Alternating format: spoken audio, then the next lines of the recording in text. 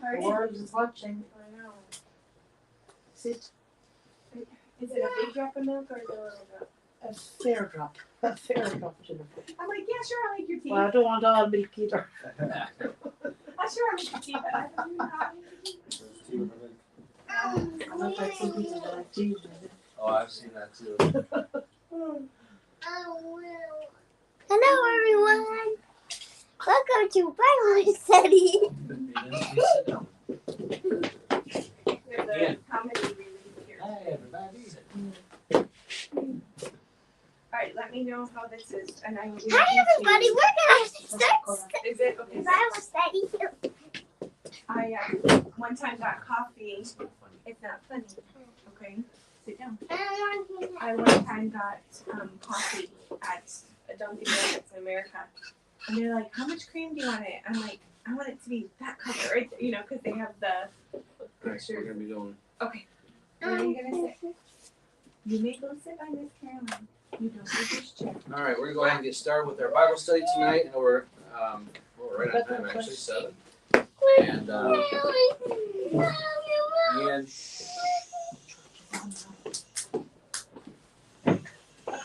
Okay. Alright. Well, I want to welcome everyone that is here and also tuning in online. Those who are not able to make it tonight.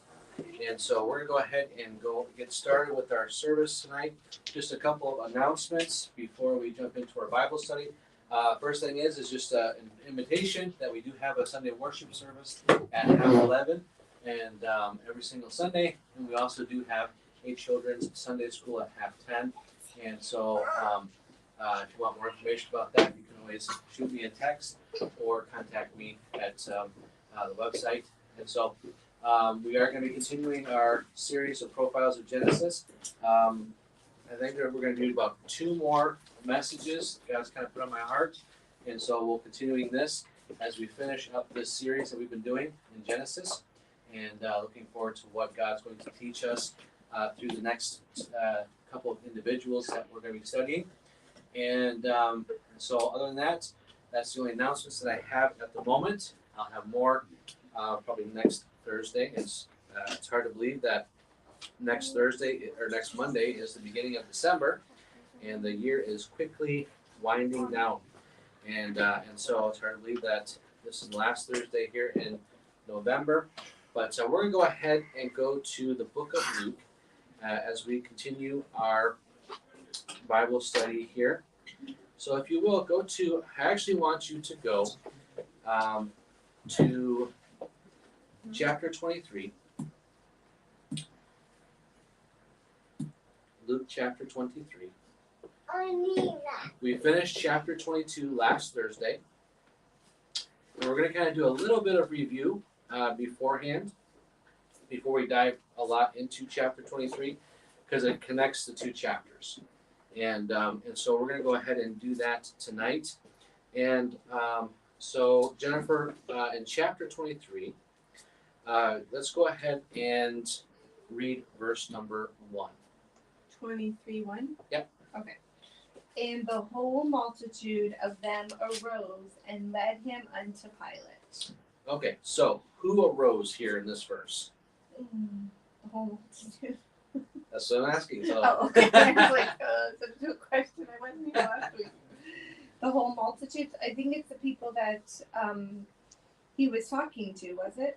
Correct. Well, we're going to go back here actually in chapter 22, and so let's go to Luke chapter 22. And so we're going to be a little bit of review as we look at this. So we're going to see in the first part of Luke, we're going to find that he's going to come before a man by the name of Pilate, and we'll find out more who he is. But last week we finished off. Jesus was actually before Caiaphas and also the council, the Sanhedrin. And so if you look here in chapter 22 and starting in verse number 66, and Jennifer, I'll go ahead and have you read those verses, 66 to 71. Okay. And as soon as it was day, the elders of the people and the chief priests and the scribes came together and led him to their council, saying, Art thou the Christ? Tell us. And he said unto them, If I tell you, ye will not believe. And if I also ask you, ye will not answer me, nor let me go. Hereafter shall the Son of Man sit on the right hand of the power of God. Then said they all, Art thou then the Son of God? And he said unto them, Ye say that I am. And they said, What need we any further witness? For we ourselves have heard of his own mouth. Okay, and also go to go back to verse 63 and read 63 through 65. And the men that held Jesus mocked him and smote him. And when they had blindfolded him, they struck him on the face and asked him, saying, Prophesy, who is it that smote thee? And many other things blasphemous spake they against him. Okay, and so basically what we're kind of catching up to here is in this last chapter. Of course, we know that Jesus was he was arrested in Gethsemane, and they brought him. They first brought him to Annas. Annas then brought him to Caiaphas. Annas was the rightful high priest, which is his role that is for life. But the Roman Empire made Caiaphas, his son-in-law, high priest instead. And so a lot of people looked at Annas as the rightful high priest, but legally Caiaphas was the high priest. And so they brought him to Caiaphas's house, and there they had him on trial. They had people coming in, giving false testimony. And then after a while, they had, that's when somebody hit him across the face and said, tell us who did it. If you're the Christ, tell us who hit you. They were really mocking him and treating him very spitefully. And so then after that time period, the chief priests and the elders of the people came, and they also then had another trial for Jesus. And so that's where here they asked these questions. And so when he said that they, you say that I'm the Messiah, they looked at that as proof of blasphemy, which blasphemy, according to the Jewish law, was a death sentence. It could be so they could kill him, basically. But they didn't have the power to just carry out the sentence because they were conquered by Rome, and Rome had the authority. So nobody could pass a death sentence without Rome's approval. And so now we're going to see here, if you go back to chapter 23, we're going to see here that they led him unto Pilate.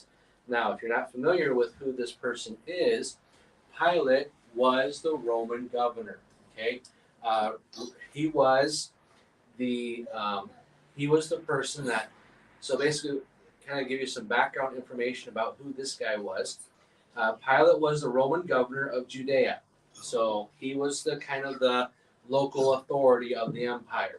Okay, so like he would be in control of Israel, as a representation of the Roman Empire.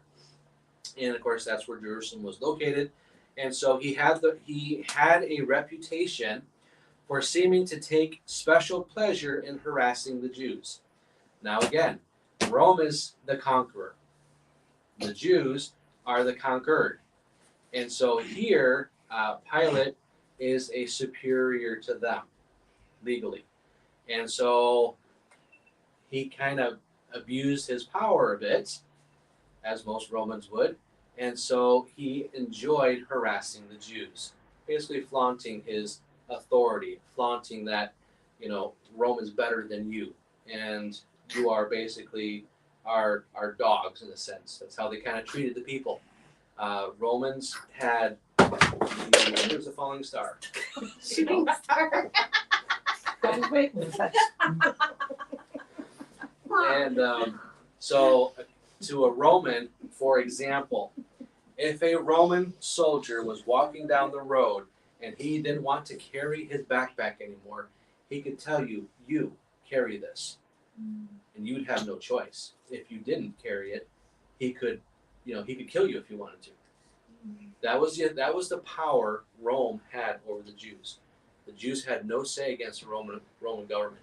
That is why the Jews hated the Romans so badly, because a lot of Romans abused that. And so, like if they saw something that the Jews had and they wanted, they could demand it of them. So there was a lot of abuse of power, a lot of abuse of things. Pilate was also guilty of that. For example, Pilate had actually taken money from the temple treasury and he had used it to build an aqueduct for the city. And he had also insulted the Jewish religion by bringing imperial images into the city. Now, Rome worshipped many gods. And so now he was bringing some of those gods into Jerusalem. And of course, that upsets the Jews because they believe only in one God. And so here, so you can see the people don't like Pilate. He's not a nice guy, in a sense, from the Jewish point of view. And so Pilate knew, though, that these kind of acts could backfire. If the people were to lodge a formal complaint against his administration, Rome might remove him from his post. And Pilate was already beginning to feel insecure in his position when the Jewish leaders brought Jesus to trial. Okay, so now we see here Jesus is being brought to Pilate, and so the last thing that Pilate wants on his hands is a riot. If there's a big mass of people and things start getting out of hand, that's going to cost him his job. And so he's trying to keep the peace, okay, because he wants to keep his job. Things are already tenacious at the moment, and so as they come, they're going to bring him to Pilate. Now, before we get to him standing before Pilate, I discussed this last week, that how I had mentioned that Jesus' trial was illegal. They did several things. They broke many Jewish laws on how they tried Jesus before the Sanhedrin, before Caiaphas. And I wanted to kind of look at these things before we move on to Pilate. Because, again, had none of this taken place, there'd be no trial before Pilate. Does that make sense? So, but because of these breaking of the rules that are in the Old Testament, and even their own rules that they had, it made way for them to be able to bring him to Pilate. Now, the religious leaders were not interested in giving Jesus a fair trial. In their minds, Jesus had to die. Even Caiaphas had said that it was expedient that he died. And so that they looked at the only way to deal with the Jesus situation is to kill him. That was their conclusion. So this blind obsession, again, that's what it became, because like anything he did, they always found fault. I mean, all the miracles that Jesus did, how he helped people, you would think people would all want to follow Christ. Evidence right in front of them. But because of their hatred, it didn't matter what Jesus did, what he said, they wanted to kill him. Okay? And we actually see that in the world today. When people hate people so badly that no matter what they do, there's always something wrong and they want to destroy them. Now, this blind obsession led them to pervert the justice that they were appointed to protect. These are some of the examples. Now, it's not all of them, but these are some examples of the actions taken by the religious leaders that were illegal according to their own laws. Number one, even before the trial began, it had been determined that Jesus must die. How I quoted that, where Caiaphas said it expedient for that Jesus were to die. That was basically what this is talking about. They had already basically said he was guilty. He was not given an opportunity to be able to prove his innocence. There was no one innocent until proven guilty. He was guilty, and so they were saying, now you have to try to prove you're innocent. They didn't even give him a fair trial. Okay. Secondly, false witnesses were brought to testify against Jesus. We looked at this last week in Matthew 26:59. Usually, the religious leaders went through an elaborate system of screening witnesses to ensure justice, because they wanted to make sure that the witnesses, their stories were right.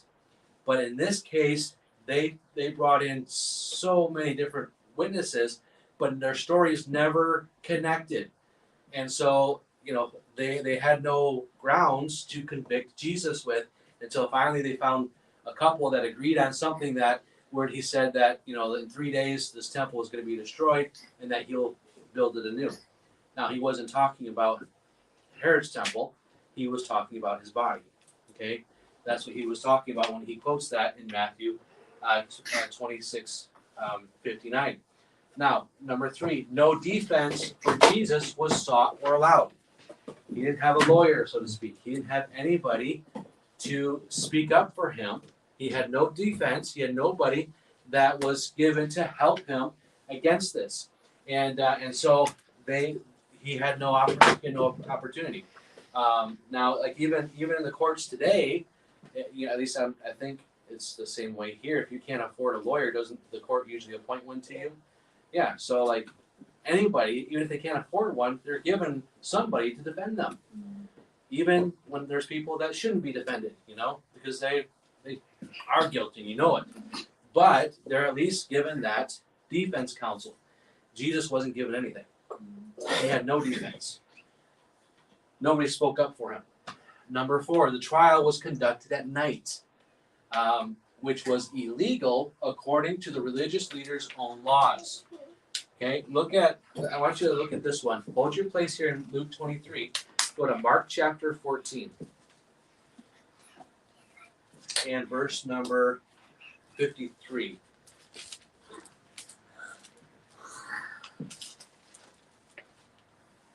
Okay. Mark 14, verse 53 through 65. Now, I don't have the page numbers. I apologize for that tonight. 1051. In verse number 53, the Bible says this here. It says, and they led Jesus away to the high priest, and with him were assembled all the chief priests and the elders and the scribes. Peter followed him afar off, even unto the palace of the high priest, and he sat with the servants and warmed himself at the fire. And the chief priests and all the council sought for witness against Jesus to put him to death, and found none. There was nobody that testified that was qualifying for death. For verse 56, for many bare false witness against him, but the witness agreed not together. And there rose certain and bare false witness against him, saying, we heard him say, I will destroy this temple that is made with hands. Within 3 days I will build another made without hands. And again, he's talking about his body. Okay? He wasn't talking about Herod's temple. But neither so did their witness agree together. So even their witness didn't agree. And the high priest stood up in the midst and asked Jesus, saying, answerest thou nothing? What is it which these witness against thee? And he held his peace and answered nothing. Again, the high priest asked him and said unto him, art thou the Christ, the Son of the Blessed? And Jesus said, I am. And ye shall see the Son of Man sitting on the right hand of power and coming in the clouds of heaven. Then the high priest rent his clothes and saith, what need we of any further witnesses? You have heard the blasphemy, what think ye? And they all condemned him to be guilty of death. And some began to spit on him, and to cover his face, and to buffet him, and to say unto him, prophesy. And the servants did strike him with the palms of their hands. And then go down to chapter 15, verse 1. It says, and straightway in the morning, the chief priests held a consultation with the elders and scribes and the whole council, and they bound Jesus and carried him away and delivered him to Pilate. So we see here Mark's gospel about what we just read about. Okay, so we see here that it was held at night, and then when morning came, they brought him to Pilate. Okay, so this was illegal, okay, to be conducted at night. Now, the high priest put Jesus under oath, but then incriminated him for what he said. So they made him oath, and what he said when he testified, then they incriminated what he said against him, and which was illegal. So if you go to Matthew 26, verse 63 through 66. So Matthew 26.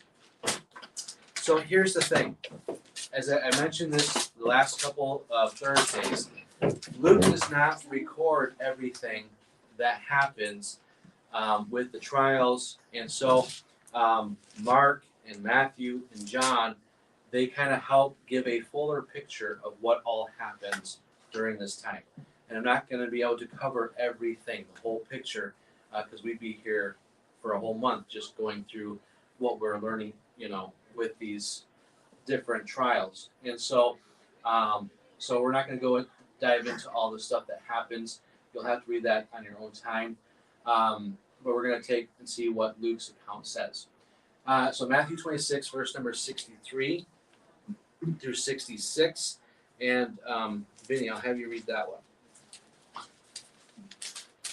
But Jesus held his peace, and the high priest answered and said unto him, I adjure thee by the living God, that thou tell us whether thou be the Christ, the Son of God.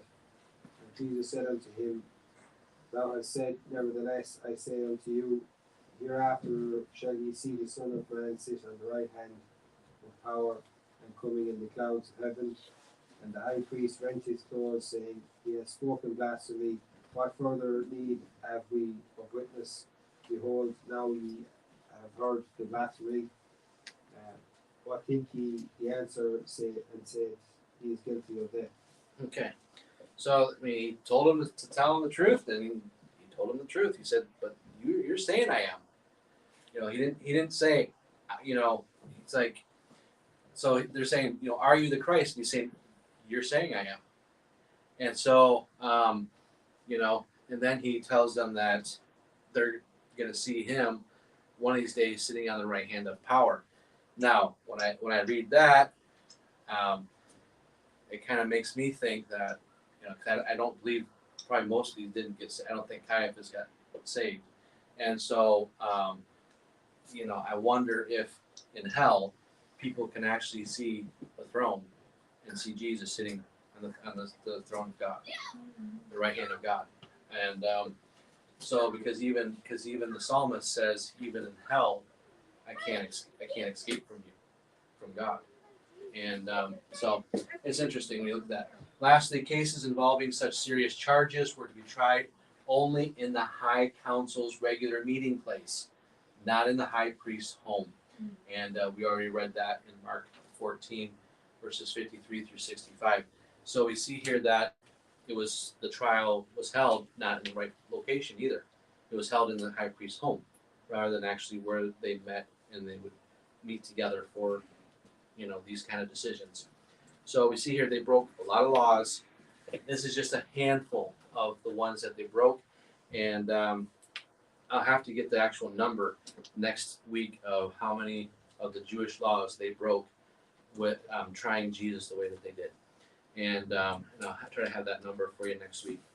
All right, so let's go back to Luke chapter 23, and we're going to go in verse number 2. Okay, so we see here he's standing before Pilate, and verse number 2. Caroline, whenever you're ready. And they began to accuse him, saying, We found this fellow perverting the nation, and forbidding to give tribute to Caesar, saying that he himself is Christ the King. Okay, so what are they accusing Jesus of doing and saying? Of perverting the nation and forbidding people from paying tribute to Caesar. Okay, who's Caesar? He's the Roman emperor. Correct. Yeah. Okay, so basically what they're saying is, this man is telling people not to pay their taxes. Of course, government wants their taxes, and so that's, that accusation. And then what is the other accusation, the last accusation? That he's calling himself Christ the King. Right, so he's going around declaring himself a king. Are these accusations true? Did he do any of these things? No. He didn't. No. You're right. Well, perverting Well- the nation, what does that mean? Like spreading like a new Doctrine. It's thing. perverting means is changing Changing what? something from what it was to something not good, is what they're saying. So they're saying he's changing how people are thinking from what it's supposed to be to something that they're not supposed to be. You know, that according to their point of view. So he's changing the way people are worshiping their viewpoint of God, because he's talking about a new kingdom that's coming, and of course he's talking about a spiritual kingdom, and so that was their accusation with that, is that he's changing how they always did things, how they always worshipped. Shaking things up. Exactly. Of course, that's the whole reason why they're wanting him dead in the first place, because they didn't like how the people were following him and what he was teaching. Okay. Didn't he say some other place, give to God what is God's and give to Caesar what is Caesar's? Exactly. So why would he forbid them? So again, They're lying. they're lying. Yeah. So let's go to Luke chapter 20. Now we covered this a few weeks ago. Jesus actually did the opposite of what they're talking here. And so, because they said that he is declaring himself the king. Jesus never declared himself publicly. Look, guys, I am the Messiah. He's never done that. Okay, he never did that. Nor did he tell people, don't pay your taxes, don't give your tribute. And so they're accusing him of things that he actually did the exact opposite. But again, the Roman governor doesn't know this. And so he's hearing these things. And so, but if we're actually to see the truth of the matter, let's go back to Luke chapter 20 and look at verse number 19. And go ahead and read from 19 to 26, Caroline, if you wouldn't mind. And the chief priests and the scribes the same hour sought to lay hands on him. And they feared the people, for they perceived that he had spoken his parable against them. And they watched him and sent forth spies, which should feign themselves just men, that they might take hold of his words, that so they might deliver him unto the power and authority of the government. And they asked him, saying, Master, we know that thou sayest and teachest rightly, neither acceptest thou the person of any, but teachest the way of God truly. Is it lawful for us to give tribute unto Caesar, or no? But he perceived their craftiness, and said unto them, Why tempt ye me? Show me a penny, whose image and superscription has it. They answered and said, Caesar's. And he said unto them, Render therefore unto Caesar the things which be Caesar's, and unto God the things which be God's. And they could not take hold of his words before the people, and they marveled at his answer and held their peace. Okay.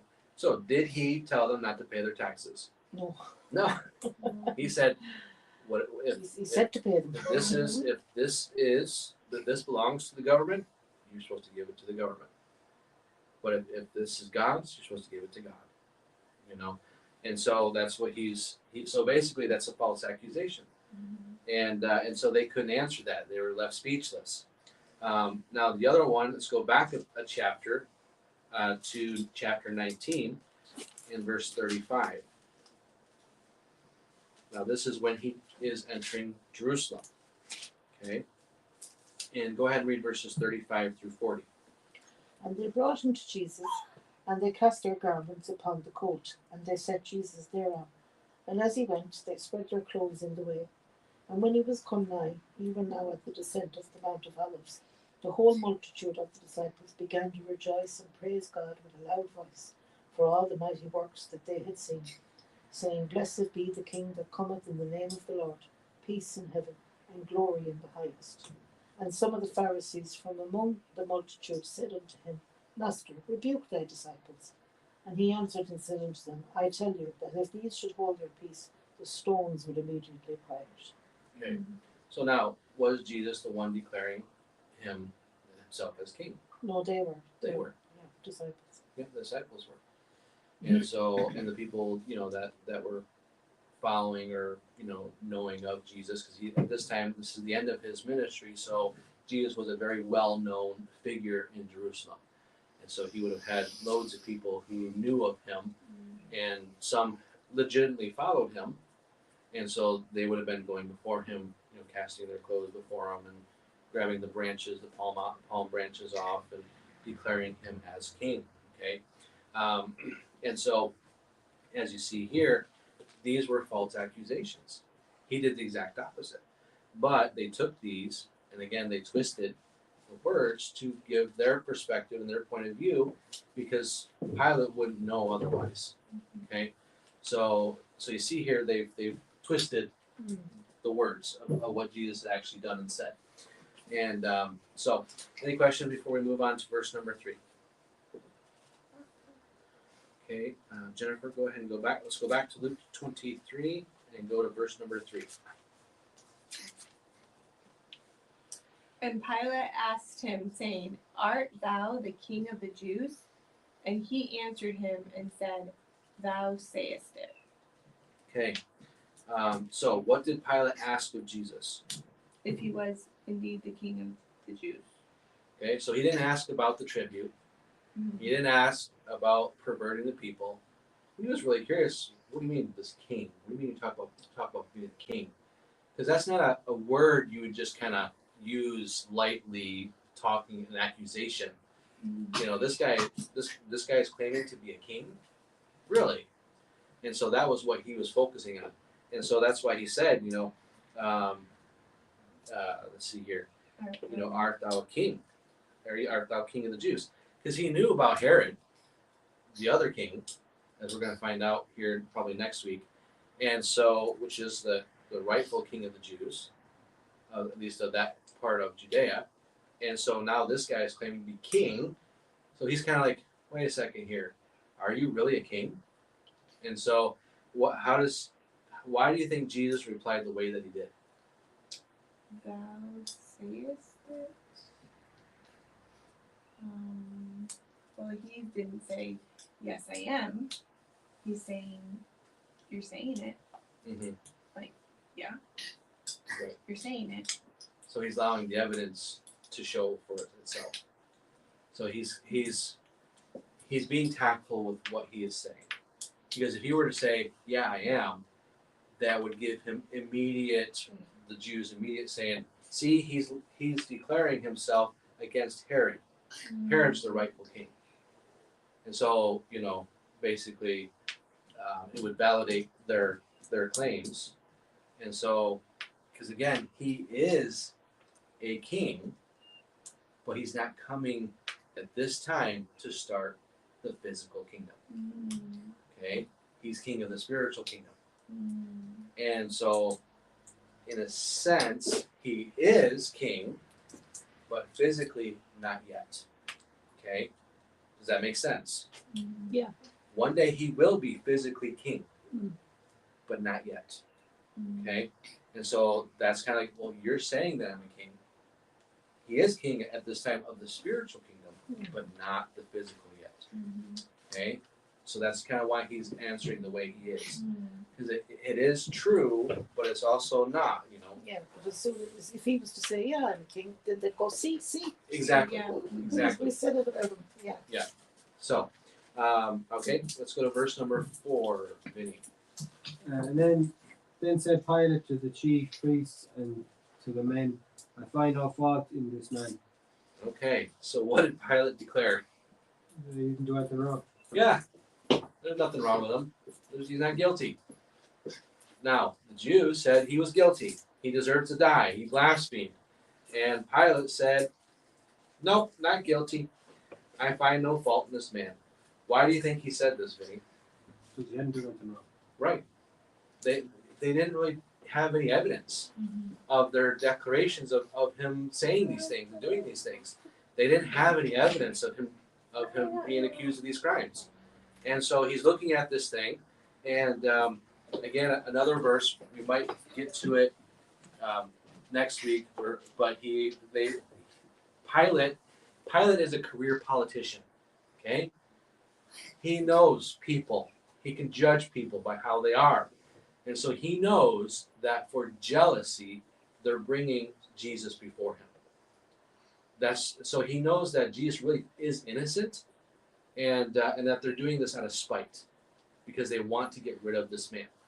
Because again, he's probably heard about Jesus. He's a very popular person in Judea. Pilate would have known and heard of Jesus. Okay, and so so here, he says, look, there's nothing wrong. He's not guilty. And look at verse number 5, the response to that, Caroline. And they were the more fierce, saying, He stirreth up the people, teaching throughout all Jewry, beginning from Galilee to this place. Okay, so what was their response when they heard Pilate say, he's not guilty? They became more agitated, and they Yeah. accused all the more then, Yeah, saying he's stirring up the people all throughout. Jewry is Judea, is it? correct. Yeah, they just continued with the accusations, saying that he was stirring people up. Excellent. And so it's interesting here that they're so when he said not guilty, they got angrier. Like their accusations got more fierce. Like they started probably shouting, saying, "What do you mean he's not guilty?" I mean, you can tell their countenance went from, here, look, this guy. Now they're angry, they're fierce, and so as they're responding here, he's saying, look, he stirreth up all the people, and of course, Jewry here actually is talking about all of Israel. That's what it's talking about here, not just Judea. As I looked at that, I'm like, okay, no, that's actually the whole bit of Israel. So, and so here, and he stirreth all the people, teaching throughout all Jewry, and look at where he points out. What region do they point out that he started in? Galilee. Galilee.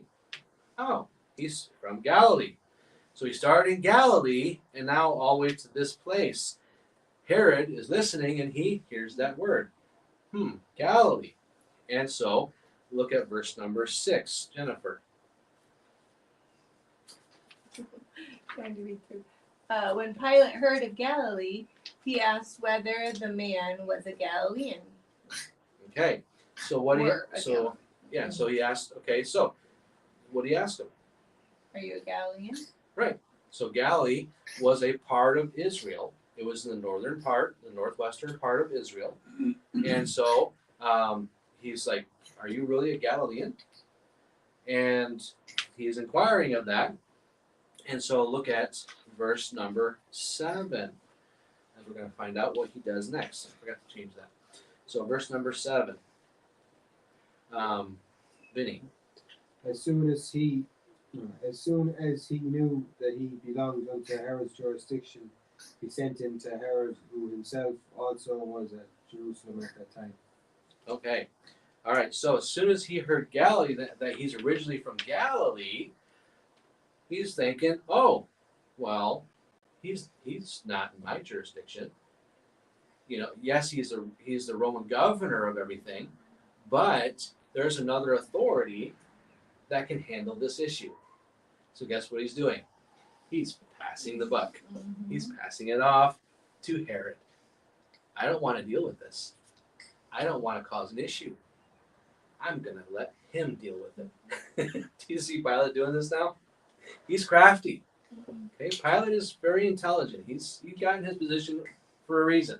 Okay, so as soon as he hears that he's from Galilee, he sends him over to Herod, and because I'll kind of explain next week how Israel was broken up after Herod, their father, died. So kind of like Herod was kind of like a name title that went through like the recent kings here. So Herod that we're talking about here, his father was the one who ruled Israel when Jesus was born. He was the one who the wise men came to, asked him where Jesus was supposed to, this new king, as they told him about this new king being born. Of course, that's a threat to his power. And so, he asked them to find him. And of course, they find him in Bethlehem. And he is the one who has the children killed all throughout the region of Bethlehem from 2 years old and under. That's this guy's dad. Okay. So Joseph and Mary and Jesus flee. I'm gonna share in just 2 seconds. Yeah. So Joseph, Mary, and Jesus flee down to Egypt, and while they're in Egypt, Herod dies. His kingdom then gets broken up into and given to 4 of his sons. And so this is where this Agrippa comes into play. He rules over a portion of Israel, and his other 3 sons. Philip is another one, and I'll get the other names here for next week. But they kind of all rule a different area, and so Herod, his area was Galilee, and so that was the area that he had jurisdiction over as a king of Israel, and so yeah, and I'll kind of get into more about who Pilate was and what authority Pilate had next week, and so now he's saying here, oh, he's from that area, I'm going to send him to him, and that's what he does. Okay, now why do you think that Herod was in Jerusalem? As we kind of look at everything that's been going on the last few chapters, why do you think Herod was in Jerusalem For the feast? for the feast of the Passover? Because So he was every- a Jew. He was a Jew, so every Jewish male was supposed to come to Jerusalem to celebrate the Passover. That was according to the law, even the king. And so he had his own palace there in Jerusalem, and so that's where he was staying at during the week of Passover. He probably had another one up in Galilee somewhere, and so here that's where he was at. Okay. Now Pilate is hoping to pass Jesus off, but we're going to find out that Herod is not much help whatsoever. And so now Jesus is being led away yet again. And think about it. Jesus has not probably slept in 24 hours. He's been up all night. He's been up since probably 6 a.m. the day before. So he's probably been up now over 24 hours. And he had been brought from Gethsemane to Annas' house, then to Caiaphas' house, now to Pilate, and now they have to go on the other side of Jerusalem to go to Herod's palace. So now this is He's been beat and like they hit him in the face. right. So they buffeted him. They did different things to him, and so we'll look at more of what they do after this. We're going to pick that up next week, and so now we see here he's heading off to Herod, and we'll pick up there next week and see what happens at Herod's place, and some more things happen, and we're going to see how things continue to go on with his trials and stuff like that, and so we'll pick up there next week. Any questions about what we've looked at tonight? Yeah. Pilate's reluctance to, quickly condemn Jesus, is that because did he know that Jesus was who he said he was? Or was he just There's a couple reasons. Yeah. Jennifer, go ahead and go because you're going to need to go. If you're parked on Market Street, you're going to want to go and before they close. So What's he doing? she's Just going to go get the car. car. She's going to go get the car. And so if anything, you can just park outside. And so I'm just going to answer her question. So Luke, Jesus actually has conversations with Pilate that Luke does not record. The other Gospels recorded. One of them is another one of the Gospel writers says that Pilate's wife, when she hears about Jesus coming before her husband, she tells him, "Have nothing to do with this man. I have had nightmares about anything about this man. Do not do anything with this man." So she's actually warned Pilate not to have anything to do with him. And then the other thing is he actually goes before him, where he asks about being a king. Luke kind of gives a quick synopsis of their conversation, but in another of the Gospels, let me see here real quick. I gotta remember which one it is that he has this conversation with. Yeah, so again, I don't remember if it's in the timeline because he's gonna stand before Pilate again. Actually, no, it's the second time, so I'll wait until for that one. But if you go to John chapter 19 and verse number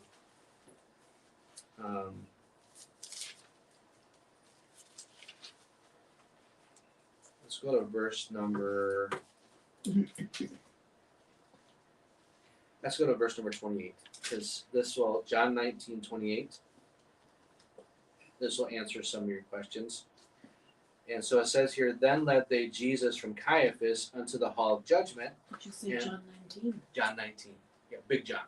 Gospel of John. What Yeah. do you have in it? The Gospel of John. After this, Jesus. Knowing that all things Yeah. were now accomplished. You're reading something else, are you? I'm sorry, you were right. 18, chapter 18. Sorry, there's 19 on my page. I'm looking right at it. I meant 18. 18:28, sorry. So now it's 18 verse. 28. Uh-huh. It says, then led they Jesus from Caiaphas unto the hall of judgment, and it was early, and they themselves went not into the judgment hall, lest they should be defiled, but that they might eat the Passover. Because again, the judgment hall was a Gentile building. So for them to enter into the home or business of a Gentile, in their minds would make them unclean. And they would not be able to celebrate the Passover festivities for the week. So they would not go in. So they stayed on the outside of this judgment hall. Okay. Verse 29. Pilate then went out unto them and said, what accusation bring ye against this man? And they answered, said unto him, if he were not a malefactor, someone who was worthy of a crime, we would not have delivered him up unto thee. Then said Pilate unto them, take ye him and judge him according to your law. And the Jews therefore said unto him, it is not lawful for us to put any man to death, that the saying of Jesus might be fulfilled, which he spake, signifying what death he should die. Now, again, crucifixion was a Roman death sentence. Stoning was the way the Jews handed out death sentence, by throwing stones at them and basically bludgeoning them. Romans did crucifixion, and he told them before that he was going to be hanged on a tree, which is a reference to crucifixion. Okay, so that John is referring back to what Jesus had said previously, that it was going to be a Roman death sentence, not a Jewish one. Okay, verse 33 says, then Pilate entered into the judgment hall again, and he called Jesus and said unto him, art thou the king of the Jews? So so basically in between this, that's when they say that he claims to be a king and things like that. John doesn't record that particular statement. Luke does. Okay, so anyway, verse 34. So basically, as we see here, so Jesus comes into this judgment hall. So again, if coming into a Gentile building really would have made somebody unclean, Jesus wouldn't have gone into it. It was just another one of those frivolous extra laws that the Jews made that really weren't in actually the book of Moses. Okay, and so he's standing now before Pilate, and he now says, art thou king of the Jews? And Jesus answered him, sayest thou this thing of thyself, or did others tell it of thee? So it said, are you saying that I am, or did somebody else, or are you saying it because somebody else did? Who do you think I am? What do you think I am? And Pilate answered, am I a Jew? So you see his cockiness here. Am I a Jew? Thine own nation and the chief priests have delivered thee unto me. What hast thou done? Jesus answered, my kingdom is not of this world. If my kingdom, Ian, please stop, go sit down. Ian. Okay, if my kingdom were of this world, then would my servants fight, that I should not be delivered to the Jews. But now is my kingdom not from thence, or from hence. Pilate therefore said unto him, art thou a king then? And Jesus answered, thou sayest that I'm a king. To this end was I born, and for this cause came I into the world, that if I should bear witness unto the truth, every one that is of the truth heareth my voice. Pilate saith unto him, What is truth? And when he had said this, he went out again into the Jews, and saith unto them, I find in him no fault at all. So you see, John fills in the gap of why he says, I find no fault in him. Okay? Whereas Luke doesn't record this. The Holy Spirit didn't have Luke record that. He had John record that. And so I know it's kind of confusing sometimes how when you read the three Gospels, trying to line everything all up. But when it's actually all within the structure, it's perfect sense. Okay. And so,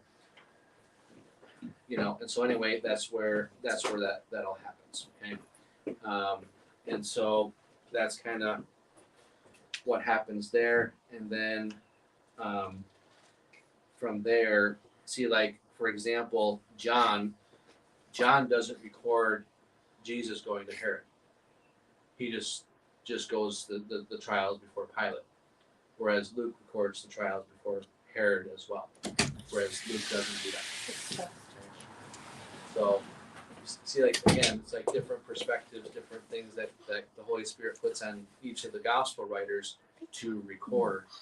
And, as I always said, it's like if we watch an accident out here, each one of us is going to see something that the others are not going to see. That's why, Agarda will ask each, and get a complete story from each of the testimonies. And that's kind of what we have here is God is using, the Holy Spirit's working on these writers, and they're recounting everything that was part of the scene. Okay? And so that's kind of how this is all working about. Okay? I know it'd be easier, like, why didn't they just have one gospel and record everything and there you go.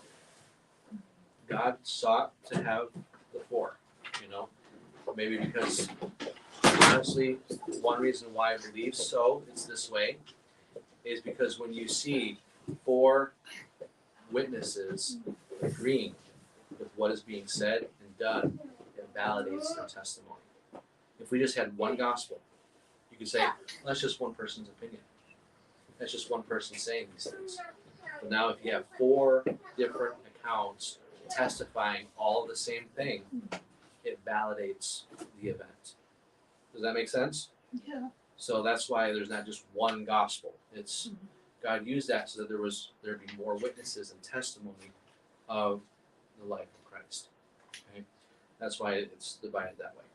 Okay. What specifically was his wife warning him about? Not to touch Jesus, or else is it or? Give me a second here. I think she's also.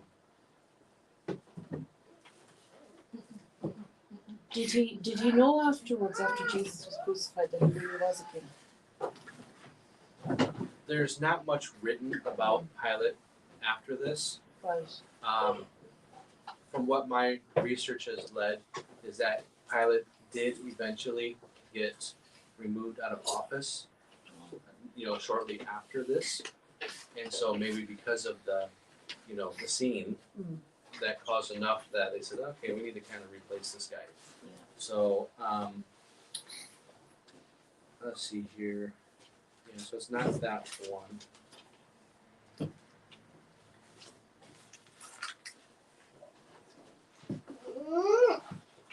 See, like, again, we're kind of getting ahead of ourselves for our study before. Okay. When they start crying out to crucify him and things like that, look at what they answered. Go to chapter 19 and verse number 7. This is the second time he said, I don't find any fault in him. Now we're kind of getting ahead of ourselves a little bit. What book are we in now? Same, John 19, verse 7. The Jews answered him, we have a law, and by our law he ought to die, because he made himself the Son of God. And look at verse number 8. When Pilate therefore heard that saying, he was the more afraid. Okay, so he's after he had that first conversation with him that he's a king from some other realm, and And then now that he's hearing people saying that this man claims to be the Son of God, he's now thinking, what have What I if got he is? myself into? Yeah. So he's trying to, he's between a rock and a hard place now. So does he have an awareness that he really could be the Son of God? Yeah. And he doesn't want to be responsible for killing him. Exactly. Okay. That's why he washes his hands. Yeah. Yeah. And that's why he wants to hand him over to Herod and Yes. all that. Yes. Okay. So again, and that's why he washes his hands and says, I'm innocent of this, even though technically he still isn't. But figuratively, he's like, I'm not having any part of this. Yeah. You do him whatever you want to do. So he was guilty, yet he tried to claim not to have anything over it. Because when he heard that, he actually goes in and he brings Jesus back in again, and he says, he asks him, where are you from? Where are you really from? Not from Galilee. He knows he's not just from Galilee. He's like, where are you really from? And of course, he's like, are you really from God? And but then it says here, then said Pilate unto him, speakest thou not unto me? Because it says here, but Jesus gave no answer. He wouldn't give him an answer. He wouldn't tell him where he was from. And so they said, then saith Pilate unto him, speakest thou not unto me? Knowest thou not that I have power to crucify thee and have power to release thee? He's like, don't you realize I have the power to keep you from getting crucified? I have that power. But look at Jesus' response. Jesus answered in verse number 11, thou couldst have no power at all against me, except it were given thee from above. Therefore he that delivered me unto thee hath the greater sin. So he's like, you have no power unless it was given to you by God. You have no power over me. So like Pilate now is like, I want out of this situation as fast as I can. I want nothing to do with this guy. That's his viewpoint. Because verse 12 he says, and from thenceforth Pilate sought to release him, but then the Jews started crying out, if you let this man go, you're not Caesar's friend. And they start saying, We're in a town. Exactly. Yeah. And so that's kind of when he saves his own skin, basically. Because if he were to let him go, the Jews would have rioted. And he would have had a huge problem on his hands. And so he chose his job security over truth. Okay. But again, this was all according to God's plan. Right. So God knew all this, but he was a pawn that didn't want to be used, if you want to know. And but anyway, he still chose to have Jesus crucified. He could have said no. But anyway, I will find that verse about his wife. So I'll see you Sunday. all right, see you Sunday. Catch you later, Vinny. So, good questions. I'm gonna go ahead and close there. Again, as you look at the end of the ministry of Christ, there's a lot of important truths that we're looking at, and so it gets a little deep because it is so important of the topic, the death of Christ. It's the whole reason why he came. It's the whole reason why he was born, and so this is the climax of the story. It's not the end, but it's the climax. It's the significant event, and then resurrection is kind of like the Other climax? Huh? Other climax? No, it's kind of like the epilogue. It doesn't end at the cross. There's an ending, and the Book of Acts is, I guess the Book of Acts would be the epilogue, but like what would be the postlogue? I don't know. I keep forgetting all my different parts of a book.